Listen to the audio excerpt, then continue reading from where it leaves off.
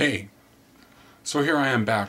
I watch a lot of stuff on YouTube. I'm interested in stand-up on the whole, what's going on, who's doing what kind of videos. It's interesting to see the stuff that gets a lot of hits and the stuff that doesn't get a lot of hits.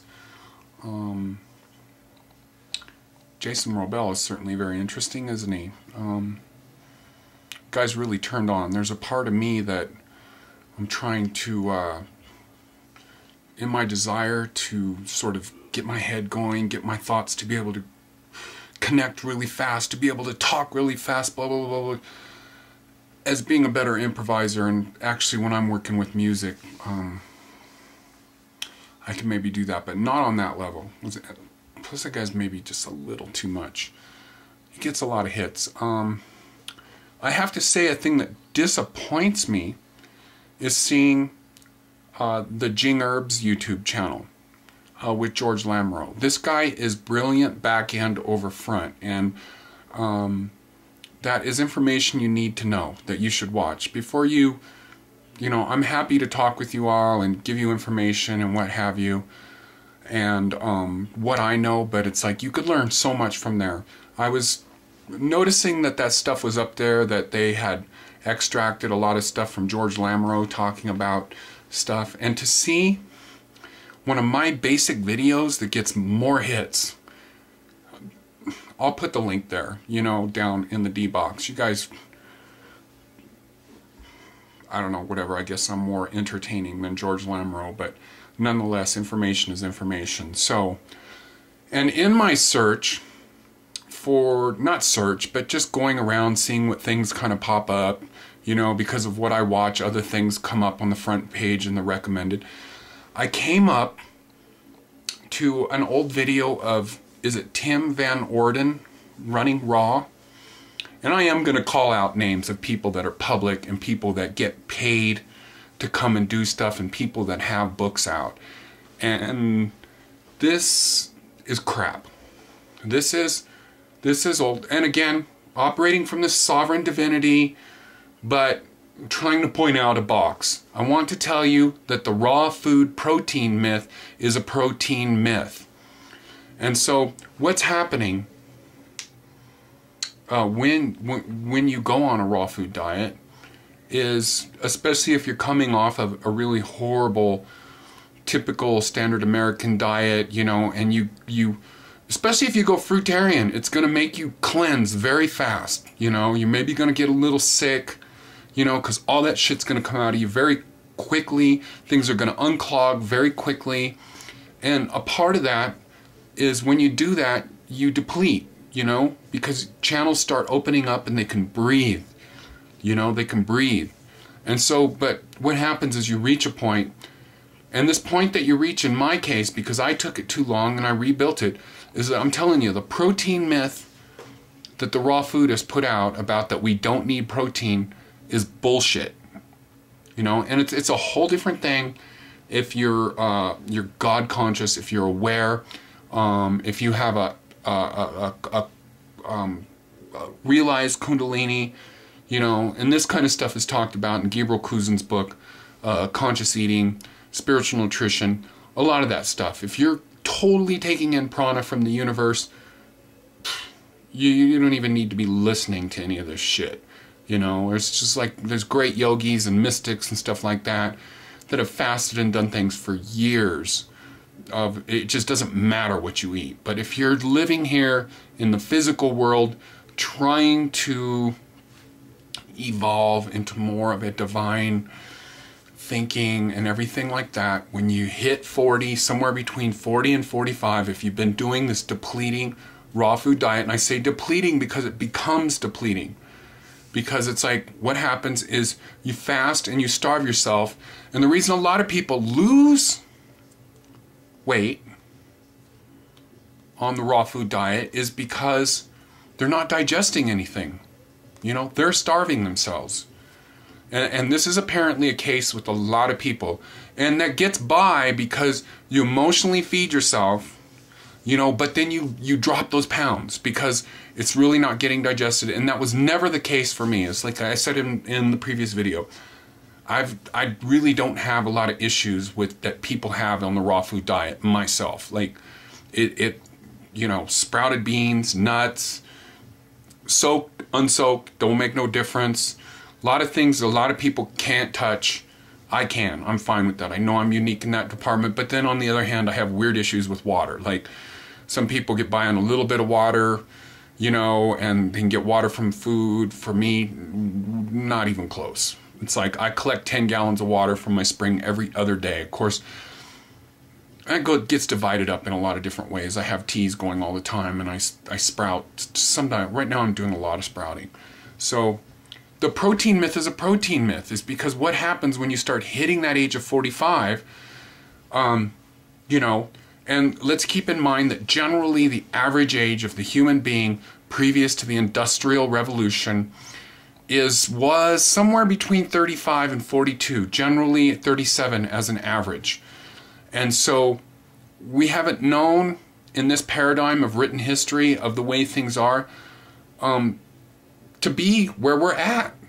We don't know anything. Like, it's just like, even like I said before in some other videos, as evil as the standard American diet supposedly is, you know, we're living for a lot longer. Fat people, you know, you see it all around. It's just something that's happened. I personally think it has a lot to do with happiness and satisfaction, and again with the hygiene thing. Life is easy in America.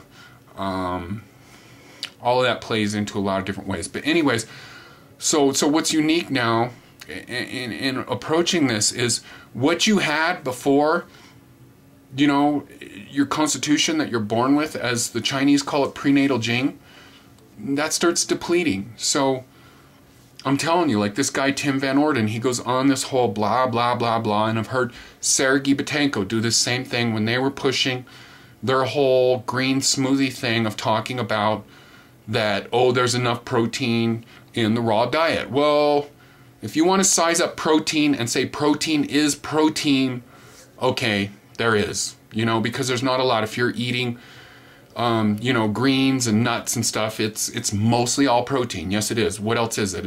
It's not carbs, and a lot of them are not eating a lot of fat. So it is mostly protein, but what we're concerned about is the amino acid profile. And trust me, I've been talking last video about this, is that the brain starts getting deranged. You can't connect thoughts. You can't focus. Mind chatter. You know, and again, this sort of calmness, you know, and it's like, I see this with these, like, again, I hate to just keep going off on these 80-10-10 people, but it's like some of these kids, I say kids because I'm 48, you know, and everybody that I see that's mostly on this 80-10-10 fixation, there's a few people that are different. Obviously, I know I'm unique in a certain sense. There's a few of them that are unique. Maybe there's a few 42-year-olds, there was one guy that's 50, didn't look that great to me. But most of them, the bulk of them, I always go over to their page and I always see this 30, 27, 30, 31, 32 kind of thing. Still a baby, still a kid. Hasn't really started getting into that depletion of minerals, depletion of protein stores that you're born with. So that's, you haven't started collapsing yet, but just wait. When, in the case of the boys, can't get a hard on anymore, you know, and on down it goes. So I'm just saying, that protein myth that the raw foodists are putting out as this being a lifestyle diet,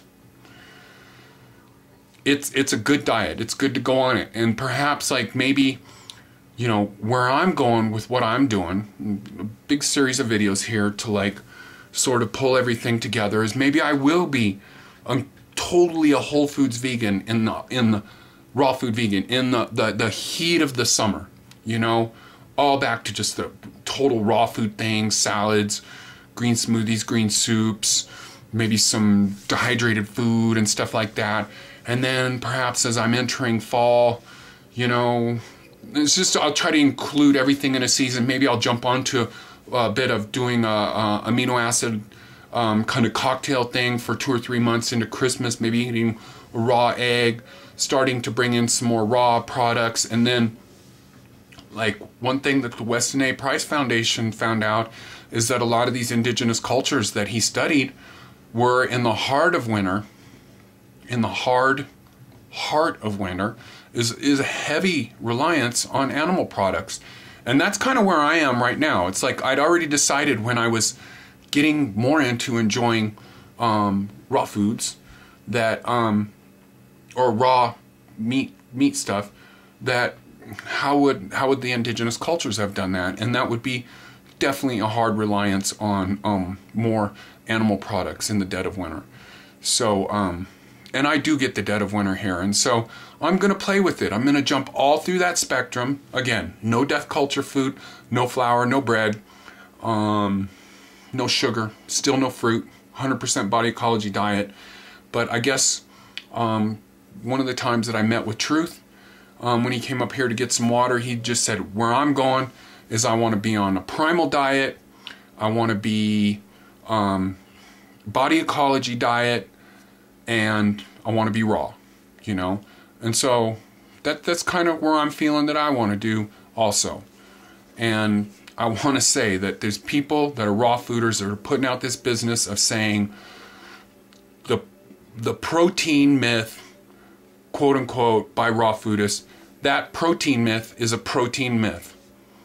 And just check out anybody that's, you know, this guy Tim Van Orden, who I saw his video, and it's funny. I put a comment on there talking about where I was, and it said comment pending approval. So it's just like a lot of these people are on an agenda. They want to sell their fucking books and shit. And so I think a lot of people have written books. They're maybe living different lifestyles. They're liars.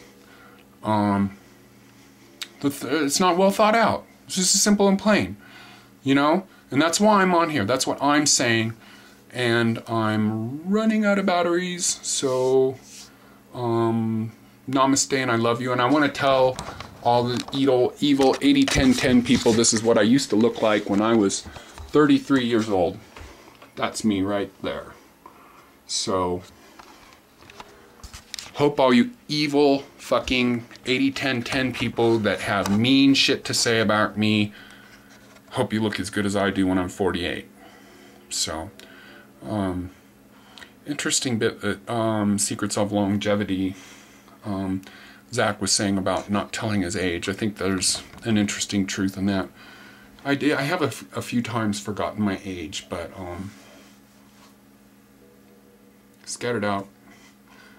Could talk about a million things. I'll see you later. This is Keith. Namaste. Hang loose. Peace. I love you. Blessings. Beam of light disappear. Bye.